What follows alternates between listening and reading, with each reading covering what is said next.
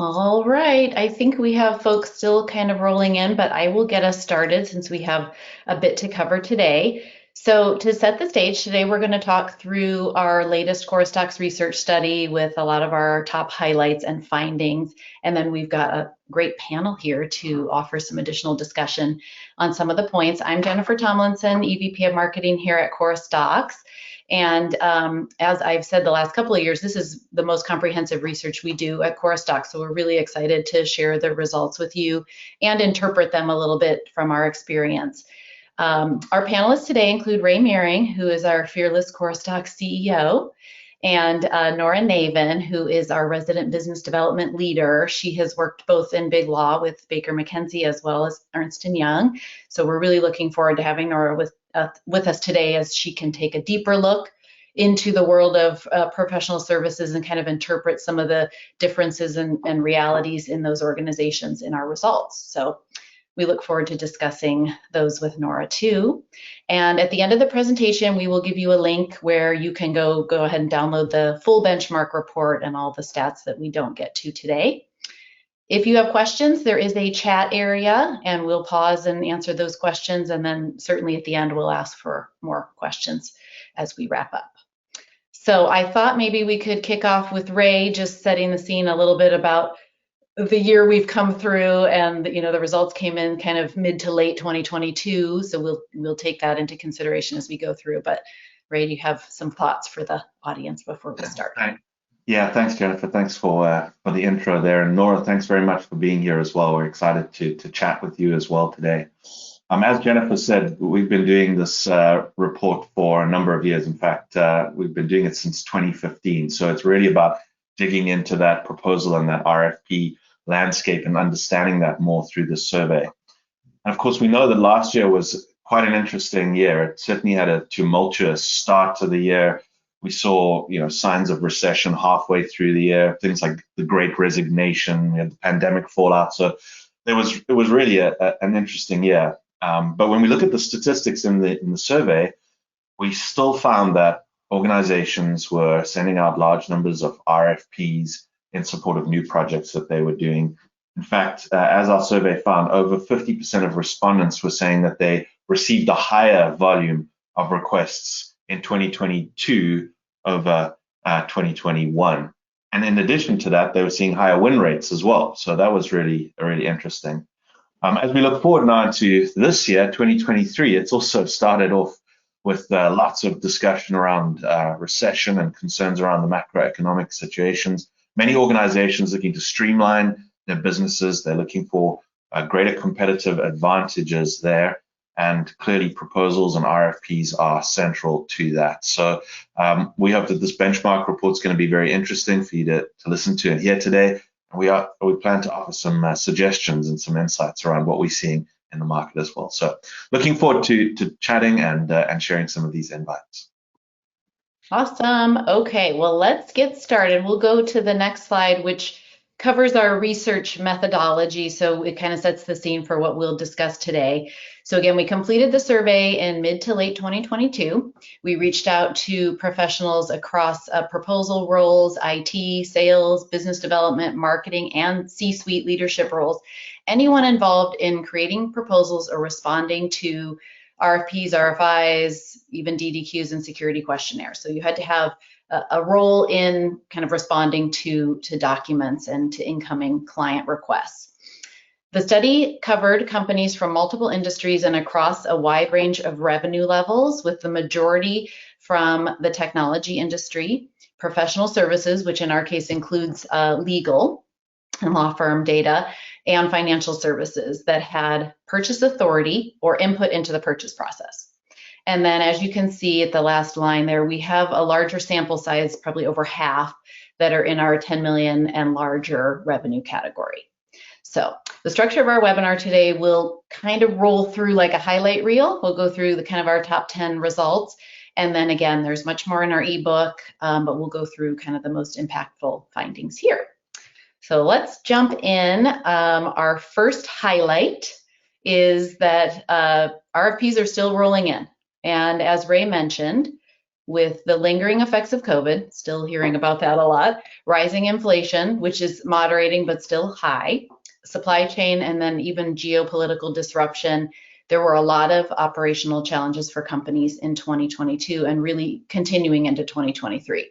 So in our first chart, we still see an increase in the number of monthly RFPs, even with all of those conditions happening in the market, with the majority of our companies reporting an increase in 2022 over 2021. Companies are working hard to build pipeline and create winning RFX responses. However, the increase in 2022 was a little bit lower than the increases we saw in 2021. In our graph, the biggest gains were reported in companies completing over 31 RFPs in a month. So that's more than kind of one a day in a month. In this cohort, 73% reported an increase in RFPs. So those that were already kind of busy with RFPs had a really big jump year over year. And then our second highest gain was companies completing 11 to 20 RFPs in a month, who saw 62% increase. So enough of the stats. I will turn it over to our panel to comment on just volumes in general. I think it's not surprising to see these statistics going up. We've been seeing this for a long time, this increase in the number of RFPs that are being issued and being responded to. And the cause of this is purchasing processes being more intense, more complex, more formalized. And again, a trend we've been seeing over the years as these procurement processes become very formal. At QorusDocs, we work with a number of professional services firms, with law firms, and we've heard them express over and over that it used to be about relationships, and it still very much is, but the process is becoming more formal today, and a lot more work is being won through an RFP or a formalized procurement process. Things like panels for external legal services are on the rise and on the increase today. So it supports this. The statistics support what we're seeing as a general trend in the market. I'm sure you have some thoughts as well, Nora. Right, I agree, Ray, and it's not at all surprising that RFPs are going more through a procurement process. So single sourcing, meaning a direct award of a contract, is getting more and more rare for the simple reason of price pressure. Every company wants to make sure they're getting the best price for that service, the same as they would for pencils or technology or widgets. In terms of RFPs, volume staying high, increasing. The only time I've ever seen it gone down was a 1 month blip across the globe as COVID hit. And we were very closely watching the numbers back in 2020 and saw numbers drop in March in Asia, in April in Europe, in May in the US, where there was a lot of probably reasons for people not to be able to 100% be doing their jobs, right? Either they were ill or they were filling in for people that were ill. So in that case, the RFPs dropped. Otherwise, they're going to rise. I also think it seems to me from a professional services standpoint that sort of the tumultuous geopolitical scene, all the things going on in the world are actually what create more projects for professional services, rather than if everything was smooth sailing, then there wouldn't be the challenges that professional services are designed to address. So I think those two things, plus the numbers this year being slightly lower than 21, I believe, the increase in demand, but higher than forward. It tells me there that professional services firms are maybe getting a little bit better at making a commodity of a service that arose during the pandemic. So, for example, when everybody suddenly had to work from home in 2020, a lot of companies did not have a flexible work policy, didn't have a lot of remote access capabilities, had to really get ramped up. So that created a lot of demand for consulting companies to help commercialize that, if you will, at a company. Now that that's smoothed over and can be better packaged by a professional services company for legal, for consulting, whatever the case might be, that is now a little bit easier service to put out an RFP for. So there's a little bit less of the urgency, which creates probably a little bit commoditizing of some of the services on the professional services side. That's awesome, Nora. Thank you for that. All right, I'm going to pop over to the next slide, which is our second highlight, which has two parts.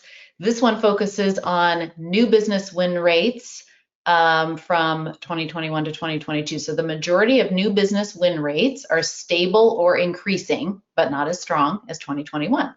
So in our first chart, you see win rates kind of going on the horizontal axis and the percent of people sort of agreeing on the vertical axis. So 31% of those surveyed saw win rates for new business between 30 and 49% in 2022. However, across the bottom there, the median win rate fell in 2021 over 22 by 5%, but we're still hovering at 40%. In the second chart, the good news is the win rate for new business for 48% of the companies we polled increased in 2022, with another 37% reporting stable to 2021. So I guess the Nora and Ray question is, we're down a little in 2022, heading into 2023. What do you guys think? An expression we used to use when I worked in the car business was, is this more tire kicking than buying going on now? What do you guys think? How's the 40% hit you for new business win rates? Well, it's still pretty strong, right? 40% win rates on average is pretty good. Of course, it's not as strong as it was in 2021, as we've seen. So there's some mixed results here as we're looking at it, but it shows clearly that the efforts to keep up with the increase in RFPs are paying off right now because of that huge contribution to that win rate. And we'll see throughout this presentation that it's clear that RFPs are a critical way of generating revenue in a business or responding to that demand there. So with win rates so strong, this has to be an investment area for any revenue-focused team, investing in resources, and especially for businesses that have a history of winning with RFPs. It's a strong investment area to continue to see that growth in win rates for new business. Yeah, I would agree, Ray. I think 40% on a new client for a professional services firm would be very strong. I look back at the kind of companies that answered this, and they tend to be much larger. And those larger companies, in professional services, aren't typically going after new clients. They're going after additional business from existing clients. They're already serving the largest, take into account my background at Baker and at EY. They're already serving the very largest companies in the world. And so a new company would be not really what the business development team wants the partners going after. They want to add on additional work from existing clients because they have the relationships, and those can be a little bit easier to continue to build on. So with that, Nora, let's look at then the win rates for RFPs in existing business, which is our next slide, which I called highlight 2.1. So in this chart, we see 38% of the respondents have a win rate for existing business of over 70%. So we know, and we talk about at QorusDocs, that if you do 5% increase in your customer retention, you can increase your revenue between 25 and 95%. And we know in 2023 that bidding on opportunities with existing customers is a smart revenue strategy aside from professional services. That's the way people are going this year. For companies bidding on business with existing clients, RFP win rates average 62%, more than 20% higher than new business, but still a little bit down from 2021. And the majority of companies experience no change year over year, as you can see in that second graph. So knowing existing business is the bread and butter, heading into 2023, probably late 2022, not a surprise these numbers are higher. What do you all think about on the existing business side? Well, I'm happy to jump in and say this is music to my ears. As a professional services pitch writer or team leader, my goal and the goal I wanted my team to set for themselves was a win rate of about 2/3. So this is right on the mark, or just barely below the mark, and exactly what I would want to be seeing from existing business. Ray, you might be muted.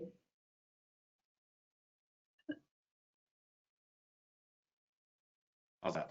Am I back? There you go. You're back. Okay, very good. Yeah, thank you, Nora. Thanks for jumping in there as well. 62% also really good win rate in existing business. And I think for 2023, it's such a key win rate that we need to focus on here because revenue or new business revenue is going to tighten up across the world.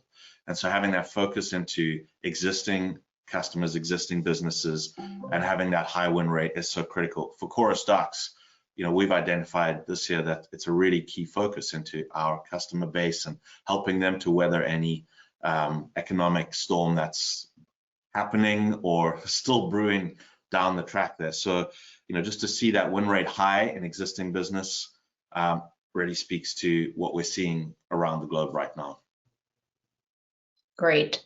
So let's check on our next stat. Really still relates to the concept of the win rates. This question we asked was really around how much of your revenue is from an RFP. So RFP work in new or existing business. And we felt like this was exciting news. So winning RFPs are now driving on average 40% of sales revenue for new business. And it appears, as Ray has alluded and Nora, that having a good response process is paying off for companies with year-over-year increases in those that are having business through RFPs. It is up 34% from last year. So this is quite a jump. In the chart, 30% of the respondents said sales revenue from winning new business RFPs was up to 30% of their total revenue. Another 26% reporting that sales revenue from new business made up between 30 and 50% of their sales revenue. And for some respondents, the impact on their sales revenue was even higher. So thoughts on this? I know we've discussed a little bit on this, but do you all have more to say about the percent of the RFP that's making up the revenue? Well, again, doesn't it show just how important the bid, the proposal team, RFP team is in an organization? 40% of revenue is a significant number. It's a significant contribution to that new revenue. And so any slip in execution there, it will have a material impact on the ability to hit numbers, the ability to get to the revenue. If we see how this is tracking and trending over the years, we just predict that this is going to continue to grow and going to continue to be a bigger and bigger component of new business revenue. And in fact, probably move from a minority of 40% to the majority of business that's being won through a formal procurement process in the coming years. So that means it's time to invest in people, time to invest in processes, time to invest in systems, but make sure that this is really a well-invested part of the revenue business going forward. It's just going to get more. I completely agree with that sentiment, Ray. I'm a little surprised that it's this low, quite frankly, in professional services. So it is now become quite rare for a project to be single sourced from a consulting firm, for the consulting firms to come up with an idea that doesn't get packaged into an RFP by the client and sent out to multiple firms. So even if you're bringing original thoughts and ideas to your client about how they could be operating better, the client still is under price pressure. They're still under pressure from procurement to make sure they're getting the absolute best service for the best price. So it was rare for, even if an RFP wasn't issued, the client might say, I've asked a few firms to give me a proposal for this. I don't know whether or not respondents felt like those situations were included in these numbers, but it's very rare that you're the only one putting together a document or description or pricing of the offering. And I do expect this number will continue to grow very rapidly, just because of the way the world is operating through standardized procurement processes at this stage. It used to be rare. I think about 20 years ago, it was rare that we had to deal with a procurement department. And then about 10 years ago, we started encouraging our business development teams in consulting and big law to develop relationships with the procurement directors. Because you might be relationships are still important. You might be able to get information out of that procurement director or develop a relationship with him or her in order to advance through a process the way you would by knowing others in the company, even the buyers. Procurement can grant the win, but they can make you lose. Right. That's really interesting point, Nora, because we've seen that in the usage statistics of our product over the years, where in professional services and legal in years gone by, it was very heavily around the kind of pitch process. And we've seen the increased usage of the RFP process over time. You know, early conversations we would have with law firms would be very much around that pitch process. Now we're seeing just a lot more active usage of RFP capability and discussions about how RFPs are critical in ProServe organizations. And when procurement is developing the RFP itself, it's much more rigid, and you get less opportunity to work in the flavor of your firm, the personality of the firm, the relationships that you have. And that's intentional on procurement's department, but you want to get as much of that into your document and your presentation as you can.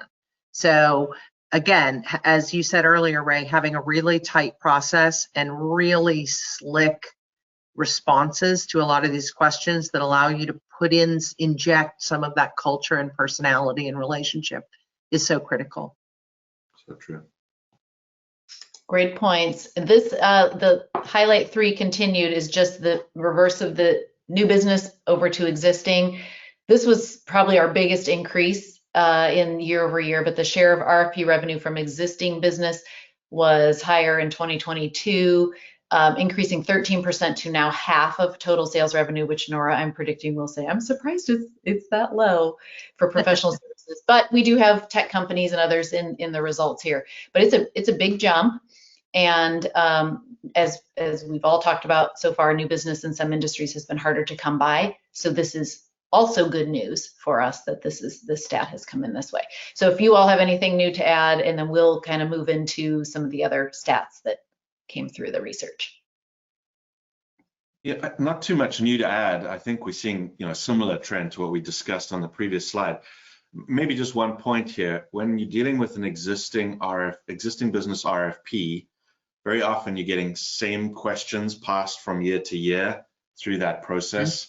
And automation can really help with the efficiency around that, because you've answered this question once, the answer hasn't necessarily changed, and you don't want to have to go rewrite that from scratch. And so automating that process to use the same answer that you've used before that resulted in you winning is an opportunity to drive some efficiencies there. Obviously, there'll be some changes, and you need to really focus on making sure that those answers are the very best.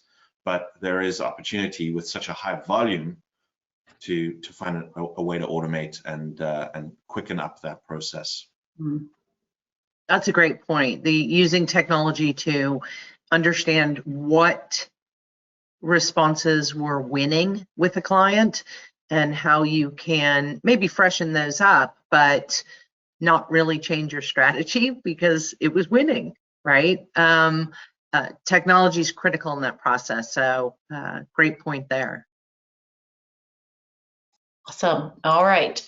Let's move on to, I'm sure, one that will be a little bit controversial in this crowd, but the incomplete RFPs and the cost of not responding to RFPs. So we all know that responding to an RFP is a complex, resource-intensive, and time-consuming task that overwhelms even the best teams.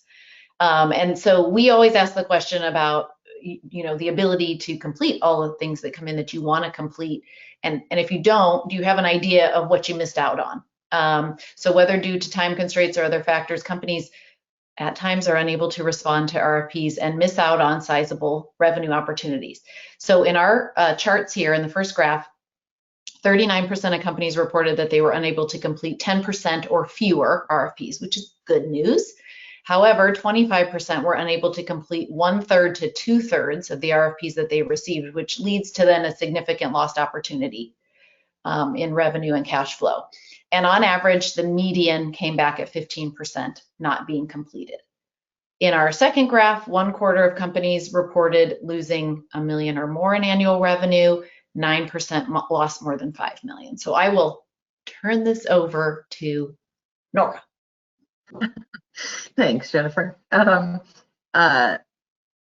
You might be able to tell there's an inside joke here. I look at these slides, and we were doing preparation for this discussion this week. I literally did not understand who was starting an RFP and then not finishing it, who is not making the deadline. In my teams, in professional services, when you tell the company you are going to bid, then you bid and you make the deadline, and there is no abandoning.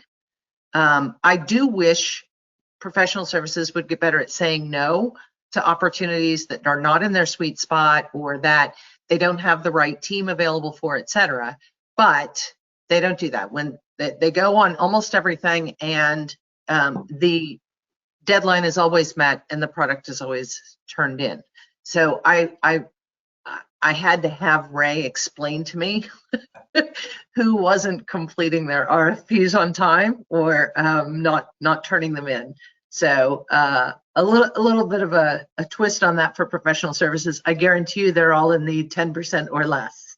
Yeah, and Nora, you're right. I mean, we had a good laugh about this slide when we were preparing, because it's exactly that. Like, who commits to an RFP and then doesn't complete it? But you know, it doesn't seem to be a ProServe trend when we look at that professional services organizations. Where we've had conversations and discussions in the past and seen, you know, potentially incomplete RFPs is with organizations that are still heavily dependent on their sales teams to be responding to the RFP. Often they're kind of lower value RFPs, and the sales team is self-serving around that or looking to respond themselves to that, often in maybe the tech industry.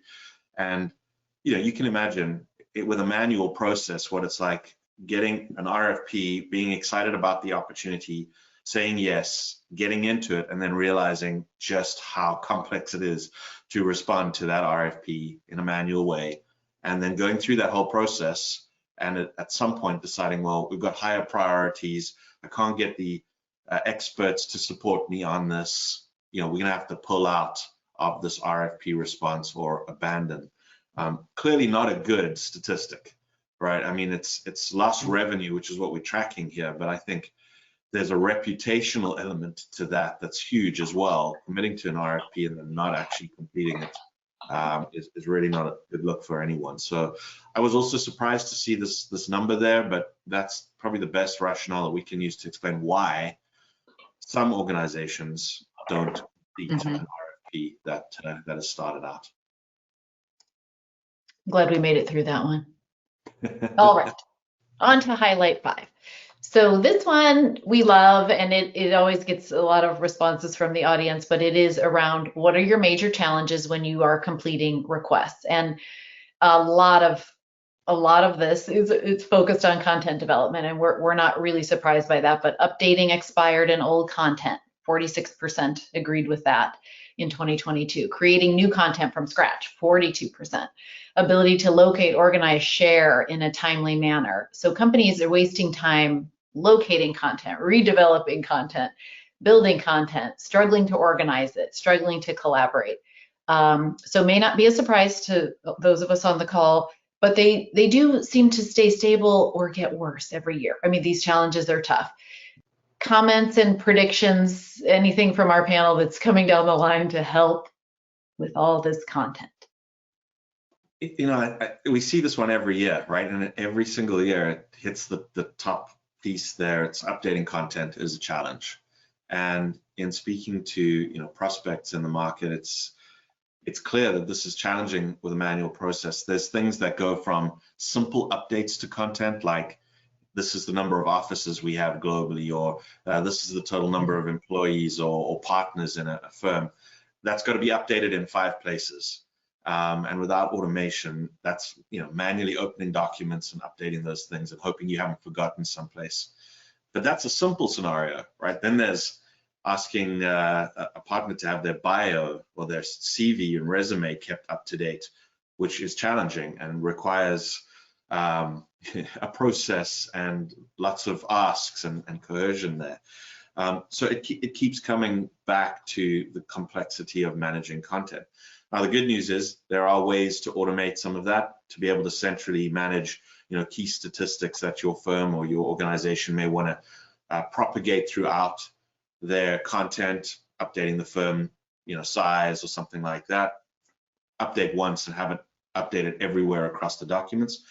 Or it comes to more complex content, having workflow processes in place to either reactively request updates to that content, which may need to be done on the fly, or proactively through a review cycle saying this needs to be looked at, once a year or every 6 months. So the good news is that there's opportunity to automate and to improve there, but it continues to be a challenge, especially in organizations that have no tooling around this. Right. Having worked on both sides of this, been in large organizations that did not have technology and large organizations where we did have technology and implement that, I can say that the challenges themselves might not change drastically, but it gets a whole lot better when there is technology. In professional services being so matrixed and having to check with 4 different departments before you can use a piece of content, or trying to dig a bio off a partner's desk or out of his executive assistant's files, those things are very tedious. So when you've got a single source of truth for your data, all of that gets a lot better. There are other challenges when you're using technology rather than manual processes. System administration is a bit of a challenge. You have to have a better balance of techie people and writers on your team, right? So there's different challenges, in all honesty, but every single one of the things on this list gets better, significantly better, when you're using automation. Sorry, I sound like I'm plugging the tool, but having worked without it and with it, it gets so much better using tech. Yeah, but I'm glad, Nora, that you raised that, there's still challenges, right? Even if you're using tech, managing content is still a challenging process. It's a different challenge to a manual one, but right. there's still challenges there. Yeah, in the large firms that I worked on, we had tens of thousands of pieces of content. Right? There's no way that's not going to be a challenge with or without technology, right? Exactly. Yeah, you still need responsiveness, and that's right there. I just want to drill into point number 2 here, because I thought it was really interesting on this point here, creating content from scratch, and it's definitely an interesting pain. And this wouldn't be a modern webinar if I didn't say words like AI, OpenAI, ChatGPT on those things. But I do get excited when I see this, because we can speculate about what some of these new technologies can do for us. We've seen with ChatGPT just this proliferation of usage, kicking the tire on this thing. And even if you're skeptical, I'm sure you've been impressed with what it can do. I mean, I certainly was. I was very skeptical, and then played around with it, and it's like, wow, this thing can actually do some very valuable things. So we see a future with that kind of tooling where it can help actually write some content. Now, not all of it, but some content that's there. If there's a body of knowledge somewhere that it can learn from, then it can use that body of knowledge to write some basic content. And we've even seen it imitate writing styles as well, and pull those things through, which is also quite remarkable. So in future, what we predict is that these open AI toolings or capabilities are going to give us a junior writer with us at all times to help us get out a first draft on something less complex. That writing content from scratch hopefully should move down that list, because we have some tools to help us get a first draft out, and of course a human then to really refine that, to correct it, and to make sure that it's accurate. And then of course the tools learn as well off the back of that. So I'm excited about how technology can help with some of those challenges. Yeah, and I don't want pitch writers to think, oh, ChatGPT is coming for my job. It's not. You still have to use the same voice throughout your document. AI is not going to be able to get that right. Everything's still going to need to be edited. It can write a paragraph about intellectual property law in a consumer products company facing a challenge, but it's not going to understand the specific challenge that your lawyers will still need to edit for. So I don't want people to worry that the jobs are going to be taken, but it is, I think, going to be a cool help. And like you said, Ray, just like having a junior writer who's a little bit expert in everything sitting next to you. Yeah, exciting.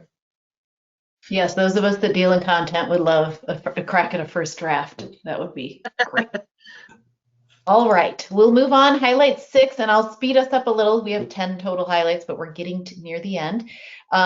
This one is about how big the team is that ends up working on the business of the RFPs and bringing in the revenue. So in our first chart, the number of companies with a dedicated proposal team decreased from 62% in 2021 to 51% in 2022.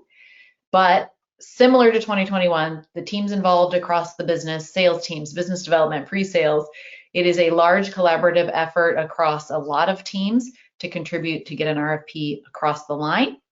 In our second chart, we show the average number of people involved as 22.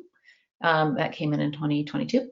So thoughts from the team on just really the size of the collaboration, which never seems to get smaller, and the number of people involved. Yeah. Again, not a surprising highlight here, not surprising that more and more people are being brought into a collaboration around it. As these RFPs get more complex, get larger, you need more input into it. But the thing that does surprise is that people don't realize how many or how widely spread an RFP response is within an organization, how many collaborators are part of that process there. It's underestimated, certainly. So this is a great statistic in just driving awareness of the fact that it is not just a dedicated team that's going to be hitting this. If you have a dedicated team, this is going to stretch across the organization. It's going to put in multiple people into this process. And again, builds a strong case for automation, management of that proposal, management of those requests, because you need to tie everything up and have it all consolidated neatly. Yeah, I was listening to a webinar last week where people were questioning the results of this and another study that indicated that it was common for 20 or 30 people to be involved in a pitch. And I said, then, you know, you've never worked in professional services, because that is the norm, very much the norm. I once worked on a very large audit proposal for one of the largest companies in the world. There were over 200 partners globally. That didn't include all the senior managers, that didn't include all the leadership team members across the world. We were operating in 100 countries, yada, yada. So not unusual at all to have very large pitch teams. And I think a lot of companies don't understand that. I am a little surprised to see that number of companies with a pitch team go down so much. That may have been great resignation. I do see an awful lot of consultants, people who used to work for companies as pitch writers or pitch team leaders doing consulting now. So there may have been some great resignation involved in that number. Good point. Yeah, I agree with that. Okay, highlight 7. This is around how many requests we see and how long they are taking. So again, back to the resource intensive, time consuming. Our first graph, we show the monthly volume. So our median came in at 20 requests per month, with 17% of our base reporting over 31 per month, which is high volume.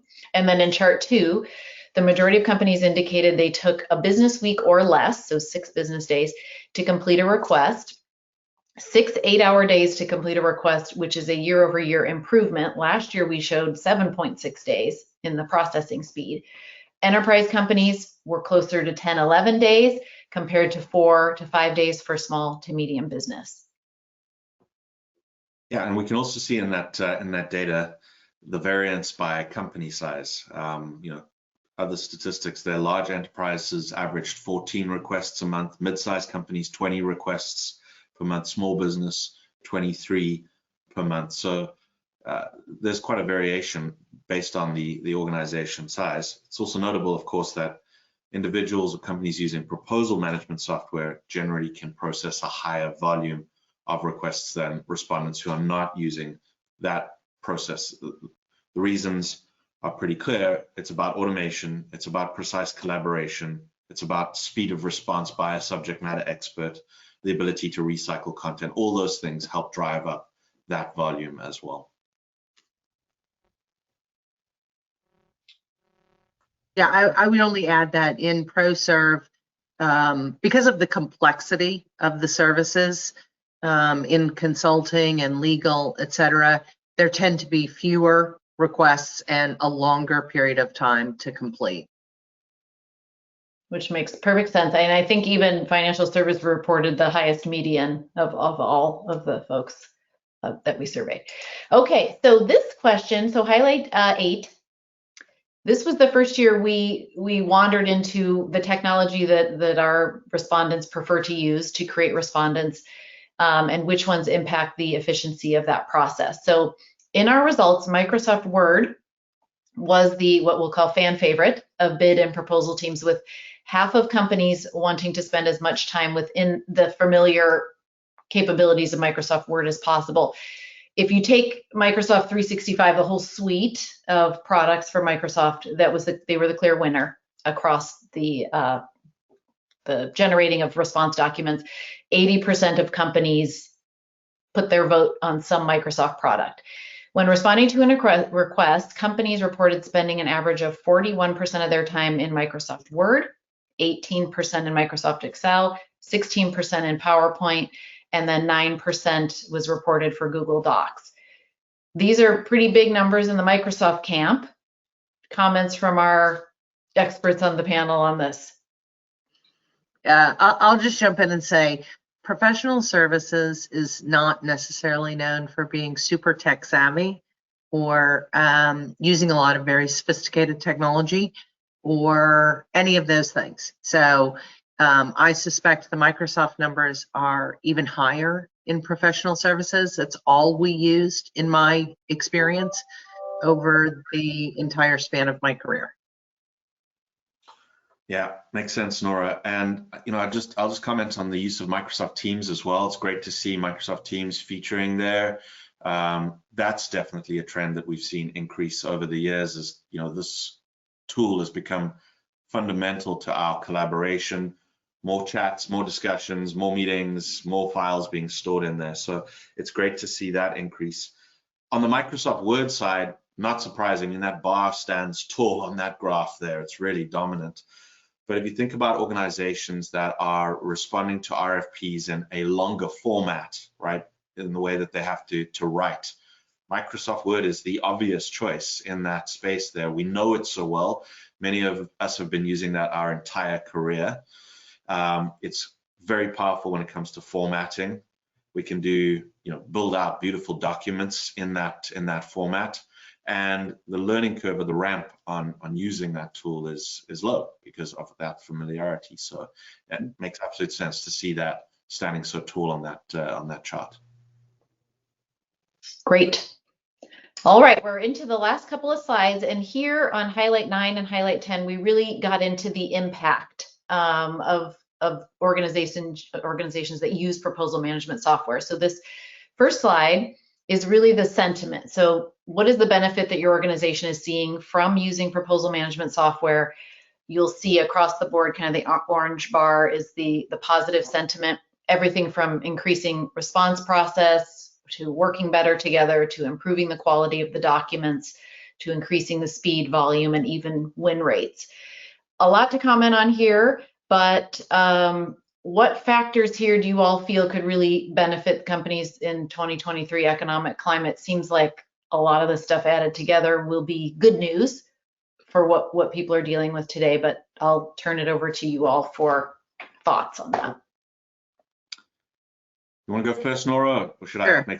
Yeah, go for it. I would just say that it's in my experience as a leader, it's the aggregation of these benefits that is the biggest change in our departments, in our pitch departments.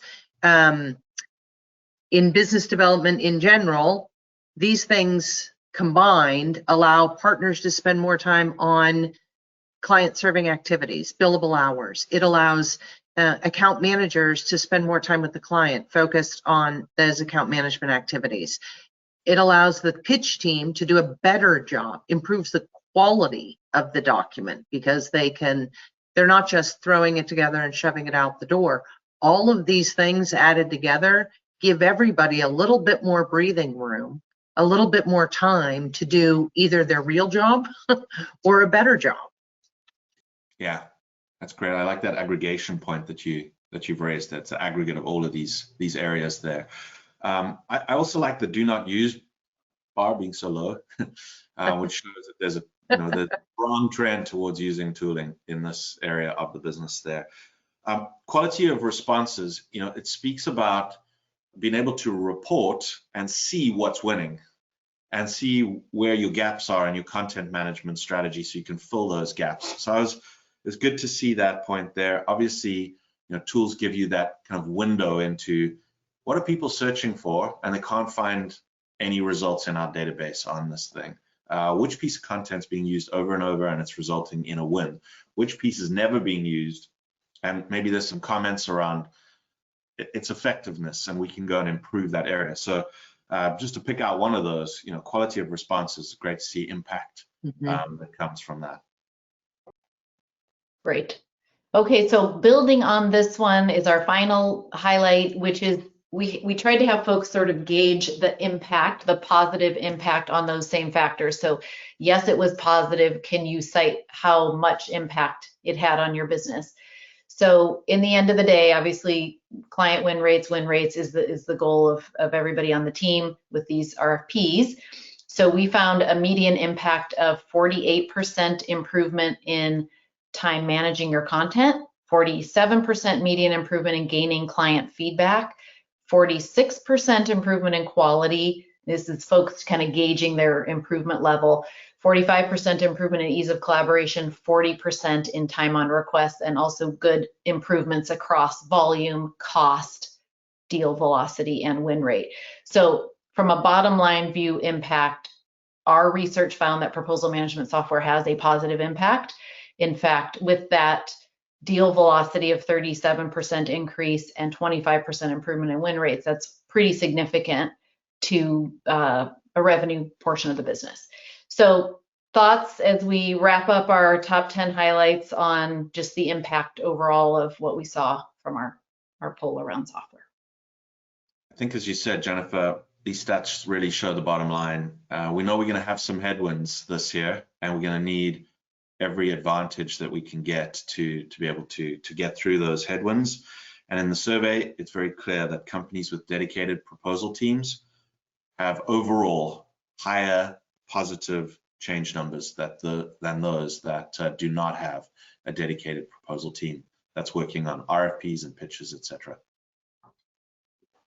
I'll just close out with a remark about what's not reflected in this data, and is very apparent to me as a team leader who implemented technology, and that was the impact that it had on the morale of my team. Giving them new things to learn, cool technology to work with, contributed them to a happier team, a more stable team. They were able to do a better job at their job.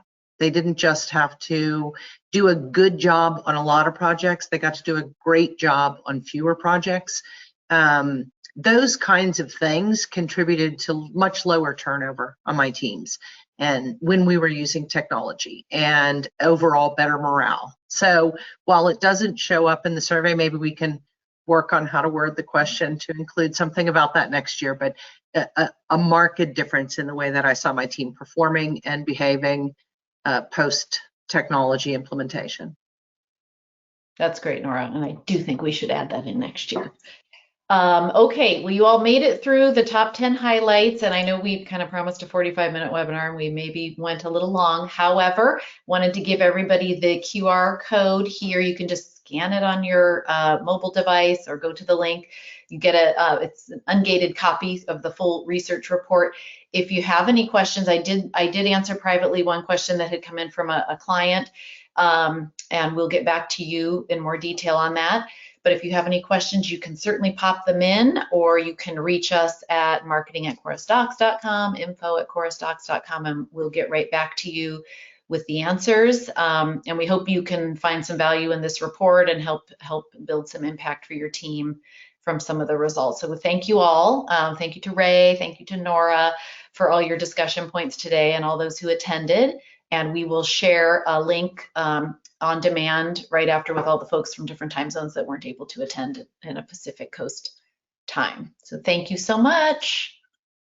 Thank you. Thank you for a great panel, great conversations. Appreciate it.